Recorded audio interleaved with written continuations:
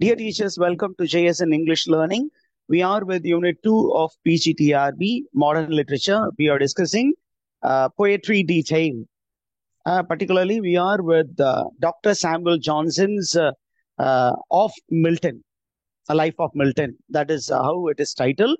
Appo and the essay and the particular chapter is part of a very big book. What is the title of the book? Lives of Eminent English Poets. In short, it is known as Lives. Dr. Samuel Johnson's Lives of English Poets.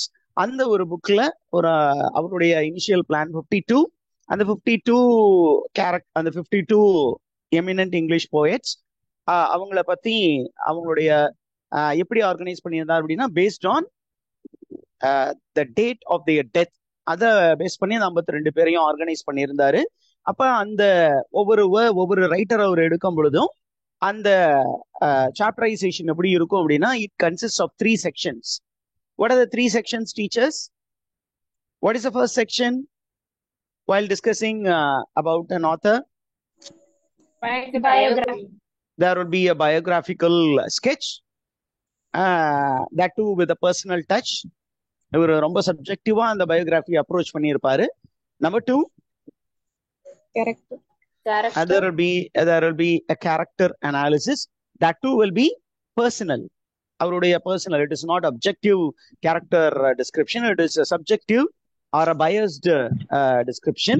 அதற்கப்புறம் there will be a analysis, critical analysis of the works of the writer.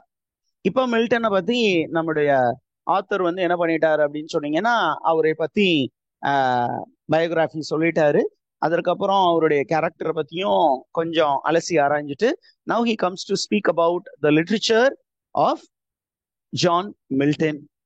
இப்ப John மில்டனை பத்தி சொல்லும் பொழுது நமக்கு என்ன information இருக்கு அப்படின்னு சொன்னீங்கன்னா he says the literature of John Milton was unquestionably great அப்படிங்கிற ஒரு ஸ்டேட்மெண்ட், ஓப்பன் ஸ்டேட்மெண்ட் தொடக்கும் போது நல்லா இருக்கு. ஆனா போக போக உள்ள பார்க்கும் பொழுது கொஞ்சம் கஷ்டமா தான் இருக்கு. நம்ம ரீட் பண்ணும் போதே இந்த அளவுக்கு ஒரு மனிதனை வந்து டிஸ்டர்ப் பண்றது, கிரிட்டிசைஸ் பண்றது அப்படிங்கிற மாதிரி நம்ம ஒரு ஃபீல் பண்ற மாதிரி இருக்கு. So he says the literature of John Milton is unquestionably great. நிறைய எழுதியிருக்காரு அப்படின்னு சொல்லிட்டு என்ன சொல்றாரு அப்படின்னா the first thing that he mentions about Milton is that Milton was a polyglot.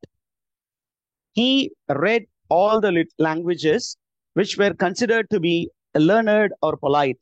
எதெல்லாம் வந்து கிளாசிக்கல் லாங்குவேஜ்னு சொன்னாங்களோ அந்த லாங்குவேஜ் எல்லாமே மில்டன் படிச்சிருந்தாரு.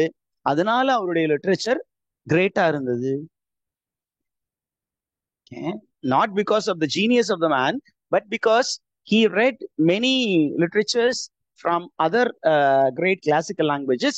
From there அதெல்லாம் படிச்சதுனால அதுல இருக்கக்கூடிய விஷயங்களை இவர் என்ன பண்ணிட்டாரு, அப்படியே கொண்டு வந்து இங்க எம்ப்ளாய் பண்ணிட்டாரு. அதனால அவருடைய ஒர்க் வந்து great. He is not acknowledging the greatness of John Milton. அப்போ என்னென்ன லாங்குவேஜஸ் ஜான் மில்டன் படித்ததாக இவர் சொல்கிறார் அப்படின்னா he studied Hebrew with its 2 dialect. ஹீப்ரூல 2 dialect இருந்தது. அந்த 2 dialectமே ஜான் மில்டன் படித்து இருந்தார். Then he studied Greek, Latin, Italian, French and Spanish. Okay, சொல்லி முடிச்சுட்டு இது மாதிரி எல்லா கிளாசிக்கல் லாங்குவேஜஸ், எல்லா பாப்புலர் லாங்குவேஜஸையும் மில்டன் கரைத்து குடித்து விட்டார். அதுல இருக்க இலக்கியங்கள் எல்லாத்தையும் கரைத்து குடித்து விட்டார்னு சொல்லிட்டு என்ன சொல்றாரு அப்படின்னா regarding Latin, Latin was completely imbibed by Latin literature was completely imbibed by John Milton, that whenever he wrote any work there was the trace of Latin literature, and because of which his contemporary writers and critics, they criticized him for being a Latinized poet. இந்த concept புரிஞ்சுச்சா teachers? Milton is considered to be a Latinized poet. இது நான் சொல்லல sir, contemporary ரைட்டர்ஸும் கிரிட்டிக்ஸுமே இது observe பண்ணியிருக்காங்க அப்படிங்கிற information சொல்றார். S okay. அடுத்தது ரொம்ப அழகா என்ன சொல்றாரு பாருங்க. he had many books read to him by his daughters. தன்னுடைய டாட்டர்ஸ் வந்து நிறைய புக்கை படித்து அந்த புக்கை வந்து இவங்களுக்கு சொல்லியிருக்காங்க. என்னென்ன புக்ஸ் எல்லாம் படித்து இவருக்கு சொல்லியிருக்காங்க அப்படின்னா, they have studied Homer, they have studied Ovid's Metamorphoses, they have studied all the works written by Euripides. அந்த யூரிஃபைடஸ்ட இருந்த விஷயங்கள் எல்லாத்தையுமே இவர் என்ன பண்ணியிருக்கிறாரு, அப்படியே உள்வாங்கி அதை அப்படியே கொண்டு வந்து தன்னுடைய லிட்ரேச்சர்ல ரிஃப்ளெக்ட் பண்ணி இருக்கிறாரு. அண்ட் தென் அவருடைய ஒரு ஹேபிட்டை பத்தியும் இவர் சொல்லியிருக்காரு. என்ன அப்படின்னா, as a reader, Milton had the habit of scribbling in the margin of the books that he read. But என்ன சொல்றாரு, normally these scribblings in the margin are considered to be key ideas. நம்ம எல்லாருமே அந்த habit இருக்கா என்னன்னு தெரியல. Book எடுக்கும் பொழுது அண்டர்லைன் பண்ணுவோம், சைட் மார்ஜின்ஸ்ல முக்கியமான பாயிண்ட்ஸ் எழுதி வைப்போம். ஆனா இவர் என்ன சொல்றாரு, அந்த ஸ்கிரிப்லிங்ஸ் இந்த மார்ஜின்ஸ் ஆர் நத்திங் ரிமார்க்கபிள். ஒன்னும் பெருசா இவர் எழுதி வைக்கல சார், சும்மா ஏதோ எழுதணுமே அப்படிங்கிறதுக்காக எழுதி வச்சிருக்காரு அப்படிங்கிற மாதிரி கமெண்ட் பண்ணியிருக்காரு. Now coming to Milton's favourite writers அப்படிங்கும் போது என்ன சொல்றாரு அப்படின்னு சொன்னீங்கன்னா, according to Milton, what to say, according to Dr. Samuel Johnson, மில்டனுடைய ஃபேவரட் யாரு அப்படின்னா Spenser, Shakespeare and Cowley. Okay, Spenser, Shakespeare, Cowley. And ரொம்ப அதிகமாக சொல்லணும் அப்படின்னு கேட்டீங்கன்னா, he says that Spencer was his favorite. Spencer was his favorite. Okay, and then Kavale was also appreciated by John Milton. And இதை சொல்லி முடிச்சுட்டு என்ன சொல்றாரு, regarding the character of Milton, அல்லது அவரோட ரைட்டிங் ஸ்டைலை பத்தி சொல்லும்போது அங்க கேரக்டர்னு கொடுத்துருக்கு, his character of Dryden அப்படின்னு சொல்லும் பொழுது, Dryden வந்து as a critic, when he looked at John Milton, he did not consider him as a poet, but he considered him only as a rhymist. ட்ரைடனை பொறுத்த மட்டிலும் ஜான் மில்டன் என்பவர் ஒரு பெரிய poet கிடையாது. he was only a rhymist. rhyming poetry அப்படிங்கிறது is not what to say poetry proper according to Dryden. அதனால Dryden considered Milton only as a rhymist. Now coming to the theological position of Milton. Okay, what is a theological position? What is a religious affinity of Milton? What is தியாலஜினா ஒன்றும் இல்லை, இறையியல் சார்ந்த கோட்பாடுகள். அவரு இப்போ பார்த்தீங்கன்னா, he was born into the Puritan sect. He was born into the English church. Anglican church அப்படிங்கிறது பின்னாடி வந்துட்டு தான் இங்கிலீஷ் சர்ச்ல பிறந்தாரு. அப்ப அவருடைய இந்த கடவுள் சார்ந்த நம்பிக்கைகள் எந்த ஒரு செக்டர்ல இருந்து வந்தது அப்படின்னா, in the beginning of his life he was following the Calvinist theology. John Calvin அப்படிங்கிற ஒரு ரிஃபார்மர் இருந்தார். அவர் சொன்ன அந்த கான்செப்ட்ஸை அப்படியே நம்பியவர் ஜான் மில்டன். பின்பு என்ன பண்ணாரு அப்படின்னு சொன்னீங்கன்னா, his ideology turned to Arminianism. First Calvinism, அதற்கப்புறம் ஆர்மீனியனிசம். அப்ப எந்த ஒரு செக்டை இவர் வந்து எதிர்த்தார் அப்படின்னா, he hated Presbyterian theology. He hated Presbyterian theology. Are you there, teachers? Yes, sir. Okay. அடுத்தது பாருங்க, ரொம்ப அழகான ஒரு கமெண்ட். என்ன கமெண்ட் அப்படின்னு சொன்னீங்கன்னா, டாக்டர் சாமுவல் ஜான்சன் என்ன சொல்றாருன்னா, he is equating John Milton with Erasmus, and எராஸ்மஸை பத்தி பாடி யூஸ் அப்படிங்கிற ஒருத்தர் கமெண்ட் பண்ணியிருக்காரு. என்ன அப்படின்னா, it is there in Latin. what is that Latin phrase? Majus habuit quod fregret quam quad sequestavur அப்படிங்கிறது. அப்படின்னா ஒன்றும் இல்லை, no one can give what they do not have. உங்ககிட்ட ஒண்ணு இல்லை அப்படின்னா அதை யாரும் உங்களுக்கு கொடுக்க முடியாது.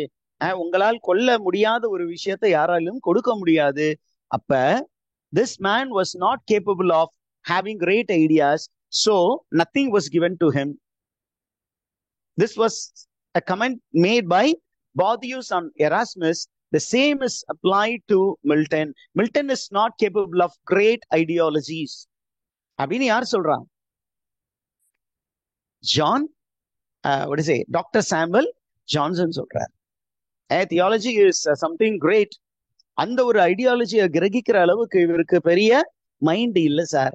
அதனால எதையும் கடவுள் அவருக்கு கொடுக்கவில்லை.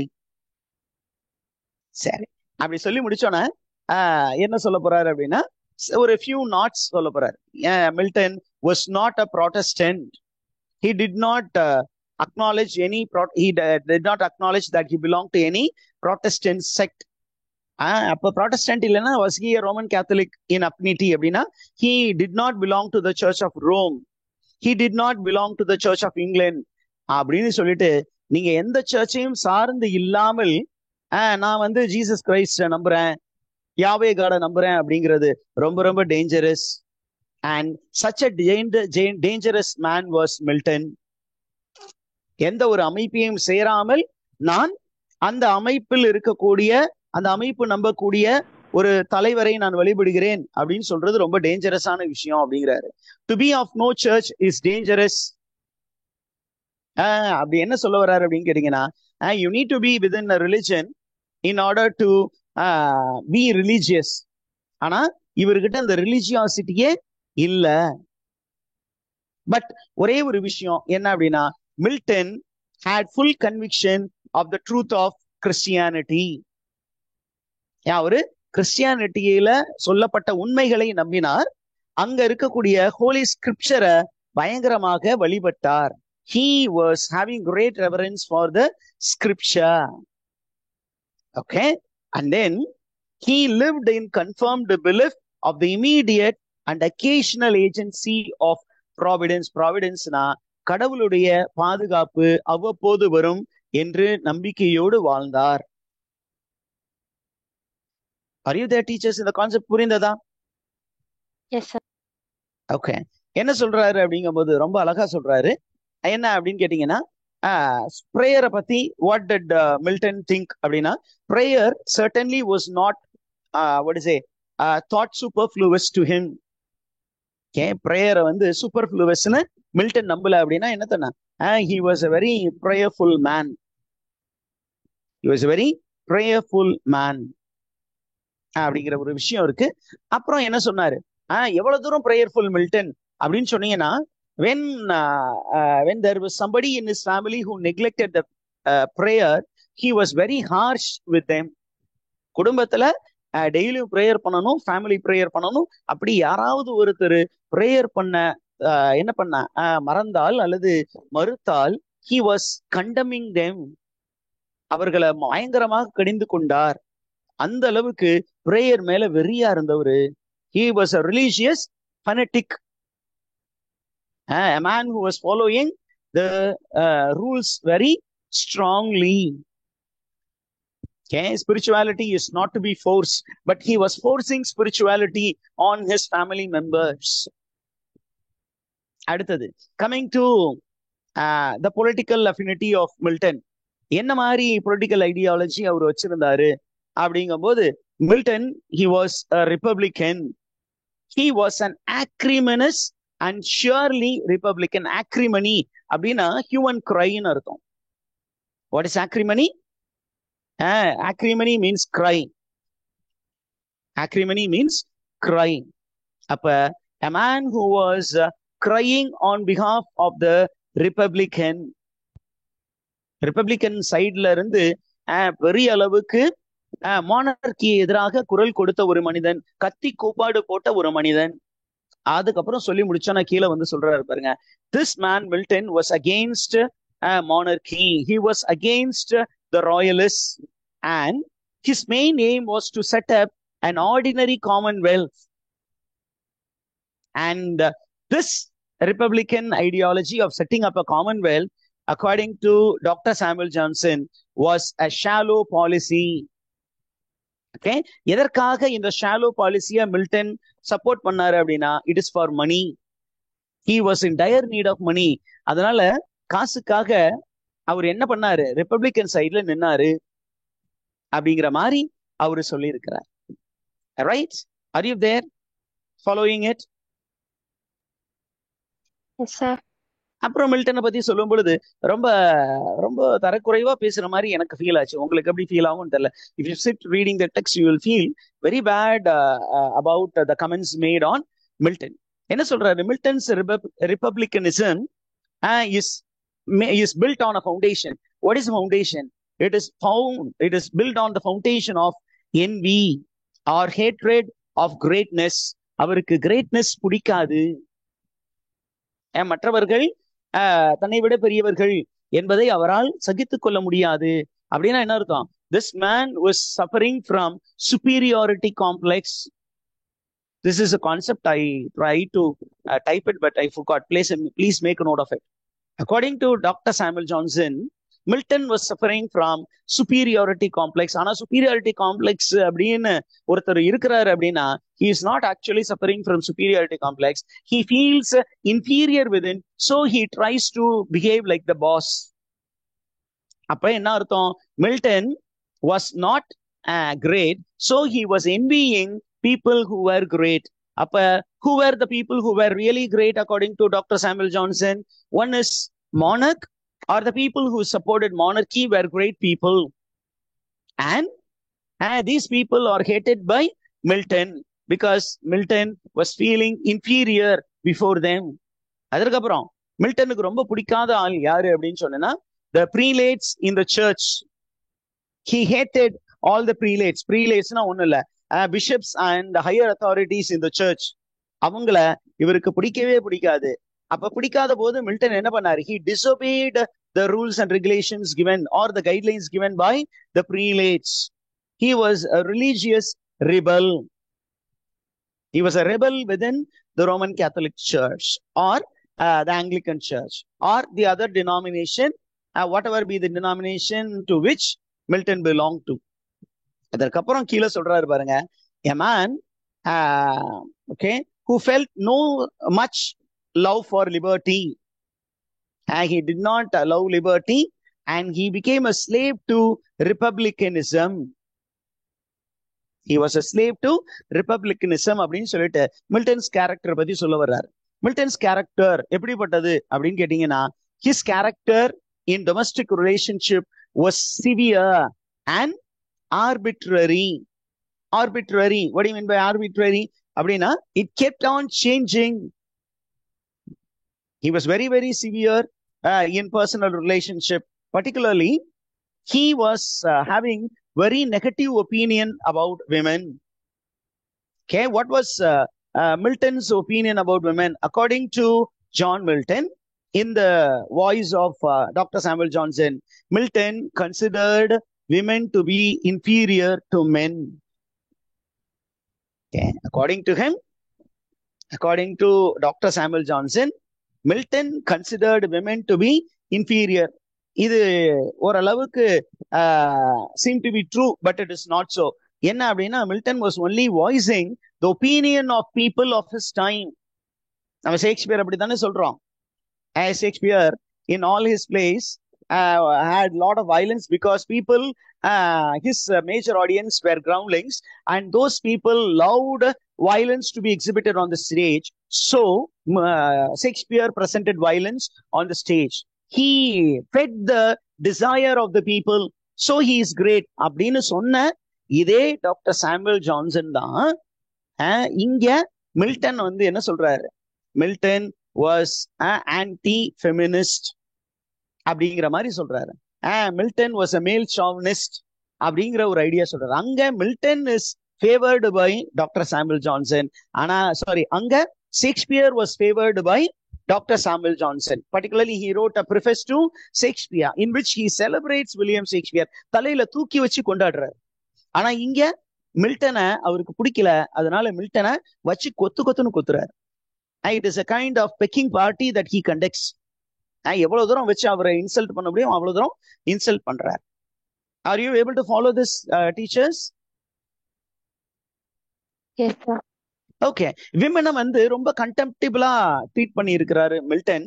எதை போல அப்படின்னா அதுக்கு ஒரு கம்பாரிசன் கொடுக்குறாரு. Like the Turkish people having a contempt for female. The Turkish people, the Turks அப்படிங்கும்போது it's Muslims. Muslims they consider women to be subordinate and inferior beings. அதே போல மில்டனும் has the spirit of the Turks. He is having the spirit of the Muslims. அப்படின்னு நான் சொல்லல. இந்த text படி doctor Samuel Johnson மில்டனை பற்றி அவருடைய பெண்களை பற்றியதான ஒரு அபிமானம் எப்படி இருந்தது அப்படிங்கிறத பத்தி அவர் சொல்லியிருக்கிறார். Now, he thought of women. How did the Milton present women? அப்படின்னு டாக்டர் சாமுவல் ஜான்சன் சொல்றா பாருங்க. He thought women were made only for obedience and men only for rebellion. அவரு பெண்கள் எதற்காக படைக்கப்பட்டார்கள்? ஆண்களுக்கு அடிபணிந்து அல்லது அவர்களுக்கு மேலே இருக்கக்கூடிய எந்த ஆடவனா இருந்தாலும் சரி, அது ஹஸ்பண்டா இருந்தாலும் சரி, அப்பாவா இருந்தாலும் சரி, இல்ல மகனாக இருந்தாலும் சரி, they have to obey the dictates. But only man is given the freedom to rebel.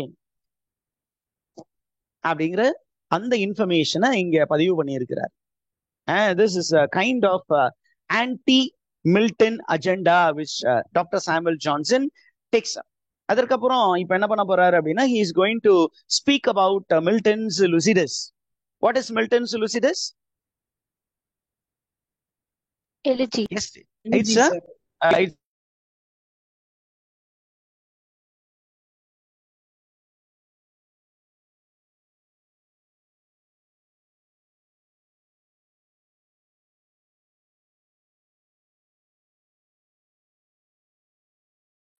Is it King Edward King? பார்க்கலாம் எந்த அளவுக்கு நீங்க ப்ரிப்பேர் பண்ணியிருக்கீங்க. எட்வர்ட் கிங் என்ற ஒரு நண்பர் இருந்தார். அந்த நண்பர் he actually died. அந்த டெத்தை தாங்க முடியாம he wrote a pastoral elegy. அந்த pastoral elegy அப்படிங்கிறதுல பாத்தீங்கன்னா a shepherd mourning the loss of fellow shepherd. அப்ப அந்த ஒரு Lucidus அப்படிங்கிற அந்த pastoral elegy is very much praised by the people who loved John Milton. ஆனா இவர் என்ன சொல்றாரு? He is going to make a comment on that particular work. He says the diction of Lucidus, the diction that Milton used in that epic, a pastoral elegy is very harsh, and there is no particular rhyme used in that epic, pastoral elegy. The rhymes are uncertain and the numbers are unpleasing. அப்படின்னா அந்த count இருக்கும், musical count. அந்த count ரொம்ப அன்பிளீசிங்கா கேட்கறதுக்கே ரொம்ப அருவருப்பா இருக்கு sir. அதுல யூஸ் பண்ண diction is very very harsh அப்படின்னு சொல்லிட்டு என்ன சொல்றாரு? அந்த போயத்துல எந்த பியூட்டியுமே இல்ல. there is no beauty in that pastoral elegy. what beauty there is, we must therefore seek in the sentiments and image. அந்த போயத்துல எந்த பியூட்டியும் கிடையாது. because there is no sentiment, no great imagery in that particular poem. Are you there, teachers? பாருங்க எந்த அளவுக்கு லுசிடஸை பத்தி comment பண்ணியிருக்கிறாரு. அந்த போயத்துல ரொம்ப முக்கியமான comment, often asked in competitive exams or in university exam, என்ன அப்படின்னா, I have put it in the box. லுசிடஸ் அப்படிங்கிற அந்த போயத்தை எடுத்துக்கிட்டு டாக்டர் சாமுவல் ஜான்சன் சொல்றாரு, in that poem the poet claims that it is a pastoral elegy. pastoralna there should be nature which is described. நேச்சரை இருக்கிற மாதிரியே describe பண்ணணும். But அந்த போயத்துல there is no nature, there is no truth, there is no art and there is nothing new. எல்லாமே அறுது பழசு. பழைய படம், அந்த பழைய படத்தை தூசி தட்டி புது வெர்ஷன் கொடுத்துட்டாரு. இதுல புதுசுன்னு எதுவுமே இல்லை சார். அங்க there is everything is presented artificially. nature is presented by Milton அப்படின்னா it is not nature in real but it is artificial nature. அதுல உண்மை இருக்கா அப்படின்னா உண்மையும் இல்ல. அதுல எந்த ஆர்டிஸ்டிக் எலமெண்ட்டும் இல்ல. அதுல எதுவுமே புதுசு கிடையாது சார். எல்லாமே பழசு. And look at the form. ஃபார்மை பத்தி கமெண்ட் பண்றாரு. The form is that of a pastoral but it is very easy and it is very very vulgar. ரொம்ப ரிஃபைண்டா இல்ல, ரொம்ப வல்கரா இருக்கு. அந்த வல்கரா இருக்கிறதுனால it is very very disgusting. படிக்க சகிக்கல சார். ஓகே, அந்த இன்ஃபர்மேஷன் சொல்லிட்டு என்ன இன்ஃபர்மேஷன் சொல்றாரு பாருங்க. Look at the next comment. என்ன கமெண்ட் அப்படின்னா, கவல்லே அப்படிங்கிற ஒரு writer, he has spoken something about Milton. என்ன சொல்லி இருக்கிறார்னா, there was a companion, there was a fellow student along with Milton, a person who studied along with Milton in his collegiate. யாரு அப்படின்னா, there was a person by name Hervey, and ஹர்வேவோட மில்டனுக்கு என்ன relationship இருந்தது அப்படின்னு சொன்னீங்கன்னா, ஹர்வே was not very much respected by Milton. ஏன் அப்படின்னா, Milton thought of others to be inferior and he thought he himself was superior. Okay, அப்ப Milton never respected his companions. He never gave them the credit which is due to them அப்படின்னு சொல்றாரு. ஆனா உண்மையை பார்க்கும் பொழுது it is the other way around. Dr. Samuel Johnson doesn't seem to be having great respect for great men. அந்த மாதிரி தான் எனக்கு தோன்றது. There may be people who may differ. Okay, now அந்த போயத்தை பத்தி சொல்லும்போது என்ன சொல்றாரு அப்படின்னா, Milton cannot claim that there is a great display of knowledge.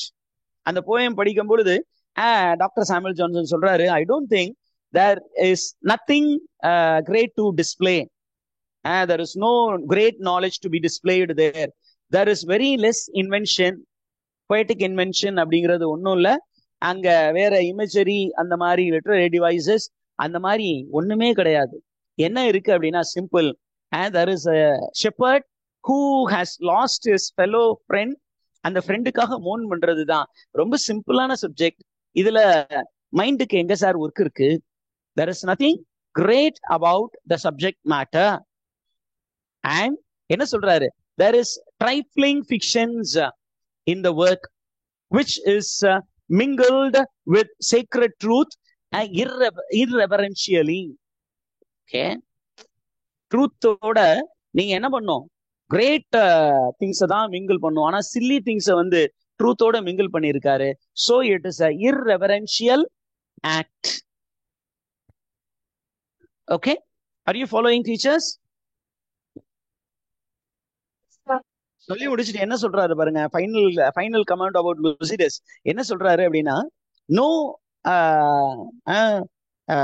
no man with sound reason, ஒரு நல்ல knowledgeable man, நல்ல reasoning ability உள்ள ஒரு man will not claim that Lycidas will give pleasure when it is read அப்படிங்கிறான். உண்மையாலுமே நல்ல புத்தி உள்ளவன், நல்ல அறிவுள்ள ஒரு ஞானமுள்ள ஒரு ரீடர் வந்து will not find any pleasure while reading Lycidas. அந்த அளவுக்கு ரொம்ப மோசமான ஒர்க்கு தான் Lycidas அப்படின்னு ஜான் மில்டன் எழுதிய லுசிடஸை பத்தி டாக்டர் சாமுவல் ஜான்சன் கமெண்ட் பண்ணியிருக்காரு. With this, I think I will break for a few minutes. Is it okay, teachers? Yes. Okay. We will resume after 5 minutes.